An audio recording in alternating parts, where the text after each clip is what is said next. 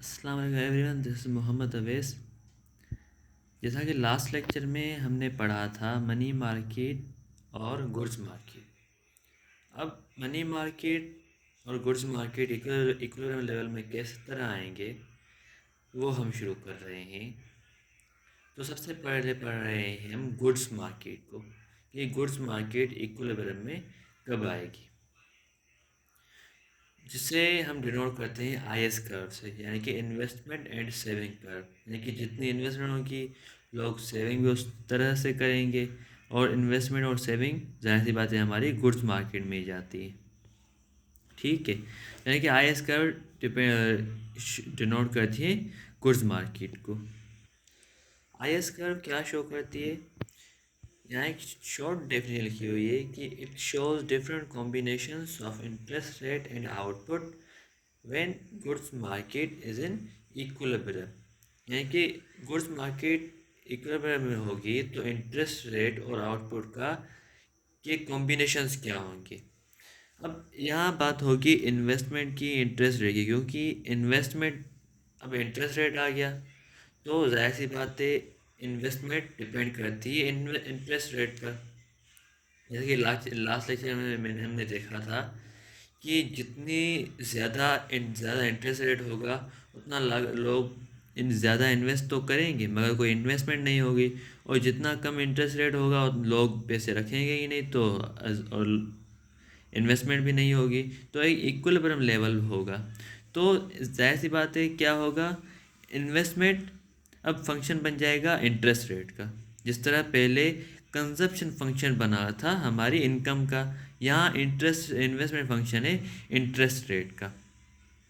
ठीक है, और अगर इंटरेस्ट का फंक्शन है तो जाहिर सी बात है एक फिक्स्ड होगी और दूसरी इंड्यूस्ड होगी, ऑटोनोमस। और हमारी सेम जो रिपीटेशन हो रही है कि फिर investment is equals to I bar minus B I. B हमारा स्लोप है, यहाँ वहाँ सी था, यहाँ बी है, यहाँ आई है, वहाँ वाई था। तो इसमें ज़्यादा डिफरेंस नहीं है, बस कॉन्सेप्ट्स का फ़र्क है। जो बी है उसे हम बोलते हैं सेंसिटिविटी ऑफ इन्वेस्टमेंट, यानी कि किस सेंसिटिविटी से लोग इन्वेस्ट करेंगे। तो इन्वेस्टमेंट और इंटरेस्ट रेट का नेगेटिव रिलेशन, इसीलिए यहाँ माइनस साइन आई। जिस तरह मैंने बताया था कि जितना ज़्यादा इंटरेस्ट रेट होगा उतनी इन्वेस्टमेंट कम होगी, यानी कि लोग पैसे तो रखेंगे मगर लोग बोरोइंग नहीं करेगा। जब बोरो नहीं करेगा तो इन्वेस्टमेंट नहीं होगी, यानी कि इंटरेस्ट रेट और हमारी इन्वेस्टमेंट का नेगेटिव रिलेशन है। तो इसका ग्राफ कुछ इस तरह बनेगा। यहाँ आएगी हमारी इंटरेस्ट रेट, यहाँ इन्वेस्टमेंट, क्योंकि नेगेटिव रिलेशन है इसीलिए ये इस तरह ग्राफ बना। यहाँ आई बार है हमारी और यहाँ हमारा ये स्लोप है। अब इसे हम मैथमेटिकली डेरिवेट किस तरह करेंगे, ये है डेरिवेशन ऑफ IS कर्व। अब एग्रीगेट डिमांड, जाहिर सी बात है हर जगह पर हम मैक्रो इकोनॉमिक्स पढ़ रहे हैं तो एग्रीगेट डिमांड की ही बात होगी। तो aggregate demand is equal to C plus I plus G plus NX, जो हमने पढ़ा है। C का फंक्शन क्या है, C bar plus CYD। C को अगर हम ज़्यादा एक्सप्लेन करें क्या हो जाएगा, C bar plus MPC multiply Y plus TR bar minus TY। अब आई का फंक्शन क्या है, I bar minus BI। G fix है, जी बार NX फिक्स है। तो एट इक्विलिब्रियम हमारी एग्रीगेट डिमांड क्या बन जाएगी, C bar plus C multiply Y minus TR bar minus TY plus I bar minus BI plus G bar plus NX bar. ये हो गया हमारा एग्रीगेट डिमांड। अब एट इक्विलिब्रियम लेवल पर हमारा किस तरह बनेगा, y is equals to at equilibrium, यानी कि हमारी टोटल जो इनकम है वो हमारी एग्रीगेट डिमांड के बराबर होती है। तो क्या बना, y is equals to C plus, हमने इसको पूरा सही से लिख दिया, CY plus CTR bar minus CTY plus I bar minus BI plus G bar plus NX bar. हमने सारे फिक्स्ड एक्सपेंडिचर्स हमने यहाँ लिख दिए C bar plus C T R bar plus I bar plus G bar plus N X bar, इन सबको, और यहाँ हमने ये लिया कॉमन, सी वाई इन दोनों में कॉमन है, सी वाई और सी वाई हमने कॉमन है, सी वाई यहाँ बाहर आ गया तो डिवाइड हो गया, तो वन माइनस यहाँ बची सिर्फ T, one minus T minus B I बच गया हमारा। अब हमें सॉल्व करना है हमें y के लिए, क्योंकि एट इक्विलिब्रियम लेवल पर हम किसको ज़ाहिर करते हैं, y से डिनोट करते हैं, क्योंकि हमें अपनी इनकम को इक्विलिब्रियम लेवल में लाना होता है। सही है। तो y के लिए सॉल्व करने के लिए ये y की स्टेटमेंट है, यहाँ ये इसको हम यहाँ ले आए, प्लस थी माइनस हो गई, और हम इन सारे फिक्स्ड जो हमारे एक्सपेंडिचर से हमने उसको ए बार डिनोट कर दिया और माइनस बी आई लिख दिया हमने। अब फिर हमने यहाँ कॉमन लिया, y कॉमन आ गई, one minus T multiply one minus T, same उसी तरह इसको वहाँ ले गए, तो y is equal to one divide by one minus T multiply one minus T A bar minus B I, ये हमारा मल्टीप्लायर बन गया, ये हमारी फिक्स्ड एक्सपेंडिचर्स, ये हमारा नेगेटिव रिलेशन ऑफ इन्वेस्टमेंट, यानी कि alpha G A bar minus B है, ये हो गई हमारी आई एस कर्व की मैथमेटिकल डेरिवेशन। इसको हम ग्राफिकली किस तरह रिप्रेजेंट करेंगे, यहाँ आ गया हमारा एग्रीगेट डिमांड, यहाँ आ गया हमारा वाई, ये हमारा Y equals to A D one aggregate demand one. अब क्या हुआ, यहाँ हमारी ए बार का वैल्यू बढ़ गया, तो जाहिर सी बात है यहाँ हमारी ये अपवर्ड शिफ्ट हो गई, जो कि मैं पहले समझा चुका हूँ।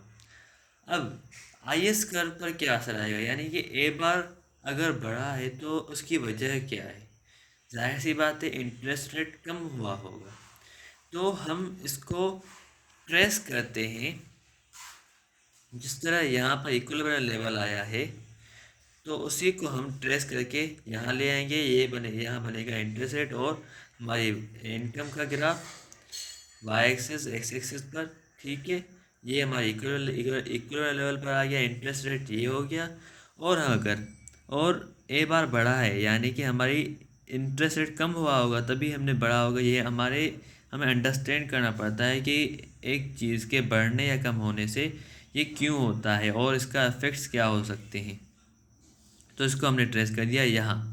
अब सोचेंगे ये बढ़ा ये कम हो गया, क्योंकि इंटरेस्ट रेट कम हो गया, तो ये इसकी नेगेटिव रिलेशन हो गया इंटरेस्ट रेट और इनकम का, ये हो गई हमारी आई एस कर्व। अगर आप आई एस कर्व को इंटरेस्ट रेट के लिए डेरिवेट करना चाहते हैं तो वो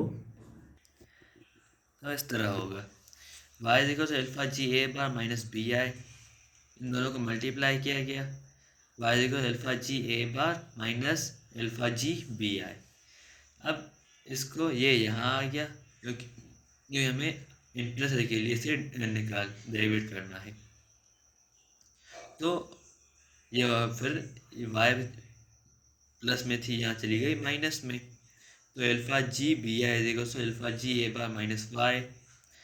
अब आई यहाँ अलोन हो गई क्योंकि हम इसके लिए डेरिवेट करना है, और ये इन दोनों से डिवीजन हो गई, alpha G A bar minus alpha G B minus Y divide by alpha G B,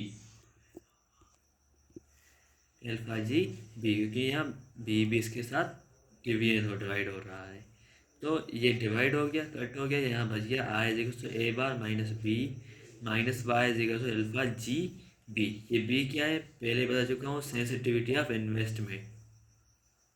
अब क्या होगा, one divide by one is equal I is equal to A bar minus B minus one divide by alpha G B Y, तो ये हो गया हमारा multiplier की value, ठीक है, जो कि इन्हें करता है डिपेंडेंट है हमारी इनकम पर, ठीक है, और ये हो गया डेरिवेशन एज अकॉर्डिंग टू हमारा इंटरेस्ट रेट। अब यहाँ एक स्टेटमेंट है कि increase in autonomous expenditure and increase in tax rate का क्या असर आएगा आई एस कर्व पर। अब सबसे पहले हमने एग्रीगेट डिमांड का कर्व ड्रॉ करना है, ग्राफ शो करना है। ठीक है, इंक्रीज इन ऑटोनोमस कंजप्शन, तो क्या ये शिफ्टिंग का हो गया? इसको गौर से देखिएगा। पहले ये ए बार माइनस बी आई यहाँ पर था, ठीक है, AD1। उसके बाद ये आ गया ऑटोनोमस कंजप्शन बढ़ने से AD2 पर। फिर बोला जा रहा है इंक्रीज इन टैक्स रेट।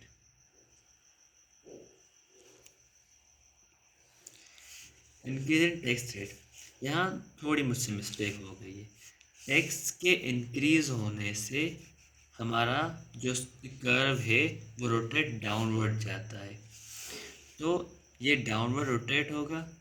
ठीक है, मैंने अपवर्ड कर दिया है गलती से, और ये भी डाउनवर्ड रोटेट होगा। तो ये हम बन गया हमारा पहला equal level of equal level.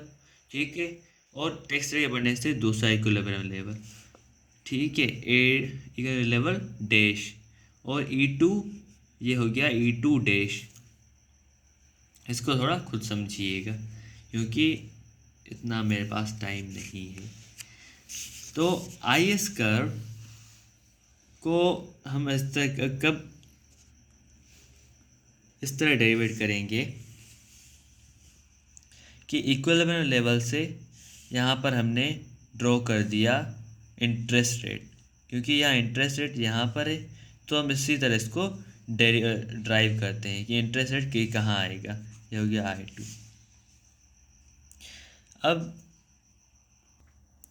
अब टैक्स के इंक्रीज या डिक्रीज होने से हमारे इंटरेस्ट रेट पर कोई असर नहीं आएगा।